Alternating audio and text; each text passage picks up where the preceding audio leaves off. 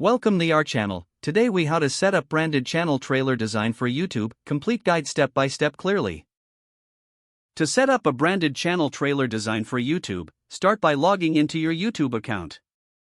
Navigate to your channel page by clicking on your profile icon in the top right corner. Select your channel from the drop-down menu. Once you're on your channel page, click on the Customize Channel button. In the Customization menu, locate the Layout tab. Scroll down to find the Video Spotlights section. Here, you will see options for your channel trailer and featured video.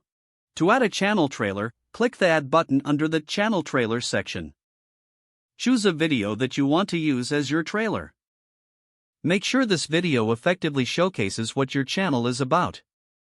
If you have not uploaded a suitable video yet, create one that highlights your brand and content. Your trailer should be engaging and concise, ideally under a minute.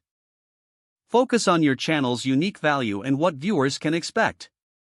Once you select the video, it will appear in the channel trailer slot. Next, navigate to the Branding tab to add channel art that reflects your brand. Upload a channel logo and provide a banner image sized appropriately for YouTube. Make sure these visuals are high quality and represent your brand identity. Once uploaded, adjust the positioning and visibility settings as needed. Save your changes before exiting the customization menu. Finally, review your channel trailer and branding in the public view to ensure everything appears correctly. Consider updating your trailer regularly to keep it fresh and relevant to your content. If the page does not load, refresh the browser or try again in a private or incognito window. Make sure you are using the correct email address, then retype it carefully to avoid small typos. If your password is not accepted, use the reset option and create a new strong password you can remember.